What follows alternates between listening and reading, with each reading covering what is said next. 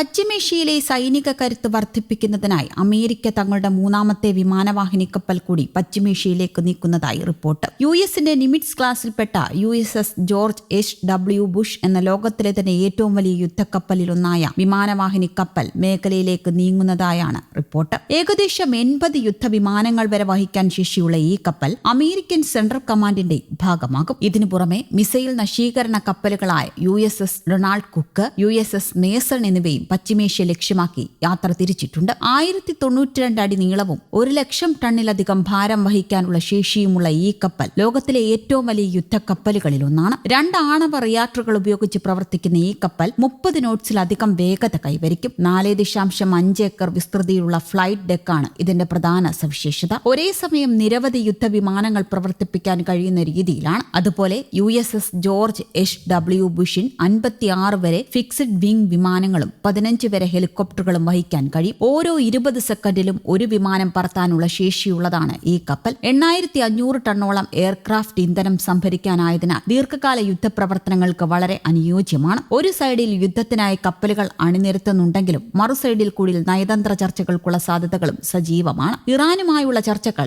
ഈ ആഴ്ച തന്നെ നടക്കുമെന്ന് ഡൊണാൾഡ് ട്രംപിന്റെ പ്രത്യേക ദൂതൻ സ്റ്റീവ് വിറ്റ്കോഫ് അറിയിക്കുകയും ചെയ്തിരുന്നു. തങ്ങൾ മുന്നോട്ട് വെച്ച 15 നിബന്ധനകളിൽ ഇറാന്റെ ഔദ്യോഗിക നിലപാടിനായി അമേരിക്ക കാത്തിരിക്കുകയാണെന്നും അദ്ദേഹം പറയുന്നു. അതേസമയം സംഘർഷം പശ്ചിമേഷ്യയിലെ മറ്റു ഭാഗങ്ങളിലേക്ക് പടരുന്നത് ആശങ്ക വർദ്ധിപ്പിക്കുന്നുണ്ട്. യമനിൽ നിന്ന് ഇസ്രയേലിന് നേരെ ഹൂതികളുടെ മിസൈൽ ആക്രമണം ഉണ്ടായതായി ഇസ്രയേൽ പ്രതിരോധ സേന ആരോപിച്ചു. ഇറാനെതിരായ യുദ്ധം തുടരുകയാണെങ്കിൽ ഇസ്രയേലിനെതിരെ നേരിട്ട് രംഗത്തിറങ്ങുമെന്ന് യമനിലെ ഹൂതി വക്താവ് മുന്നറിയിപ്പ് നൽകിയിട്ടുണ്ട്. അതുപോലെ ഇറാനിലെ പ്രമുഖ വിദ്യാഭ്യാസ കേന്ദ്രമായ ടെഹ്റാൻ യൂണിവേഴ്സിറ്റിക്ക് നേരെ വരെ ഇസ്രയേൽ ആക്രമണം നടത്തിയതായാണ് റിപ്പോർട്ട്. ഇതിന് മറുപടിയായി ഇറാൻ നടത്തിയ പ്രത്യാക്രമണത്തിൽ ഇസ്രയേലിലെ ടെല്ലവീവിൽ ഒരാൾ കൊല്ലപ്പെട്ടതായി റിപ്പോർട്ടുകൾ പറയുന്നു. ഇതോടെ യുദ്ധം കൂടുതൽ സങ്കീർണമായ തലത്തിലേക്ക് നീങ്ങിക്കൊണ്ടിരിക്കുകയാണ്. ഒരു മാസം പിന്നിട്ട ഈ സംഘർഷത്തിൽ ഇറാനിൽ ഇതുവരെ 1464 പേർ കൊല്ലപ്പെട്ടതായാണ് അമേരിക്കൻ മനുഷ്യാവകാശ പ്രവർത്തകർ റിപ്പോർട്ട് ചെയ്യുന്നത്. കൊല്ലപ്പെട്ടവരിൽ 217 കുട്ടികളും ഉൾപ്പെടുന്നു. എന്നാൽ ഏതാനും ആഴ്ചകൾക്കുള്ളിൽ തന്നെ യുദ്ധം അവസാനിക്കുമെന്നാണ് American state secretary Marco Rubio പ്രത്യാശ പ്രകടിപ്പിക്കുന്നത്. കൂടാതെ ഇറാനിൽ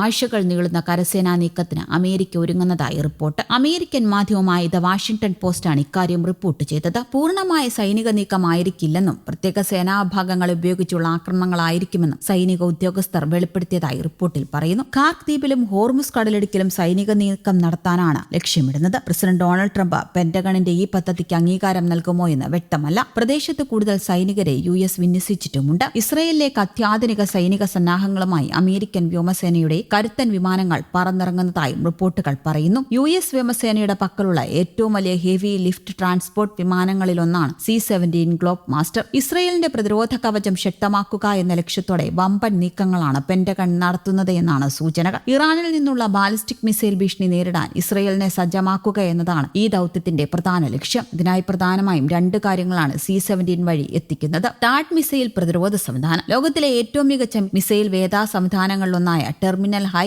ആൾട്ടിറ്റ്യൂഡ് ഏരിയ ഡിഫൻസ് പ്രവർത്തിപ്പിക്കാൻ ആവശ്യമായ കൂറ്റൻ റഡാറുകളും ലോഞ്ചറുകളും C-17 വിമാനങ്ങൾക്ക് മാത്രമേ വേഗത്തിലെത്തിക്കാനാവൂ. അമേരിക്കൻ സൈനിക സാന്നിധ്യം. പ്രതിരോധ സംവിധാനങ്ങൾ പ്രവർത്തിപ്പിക്കാൻ വൈദഗ്ധ്യമുള്ള 100ഓളം അമേരിക്കൻ സൈനികരും ഈ വിമാനങ്ങളിലെത്തിയതായാണ് സൂചന. ഇത് മേഖലയിലെ സംഘർഷത്തിൽ അമേരിക്ക നേരിട്ട് ഇടപെടുന്നതിന്റെ ശക്തമായ സന്ദേശമാണ് ഇറാന് നൽകുന്നത്. News desk Kerala Kaumudi.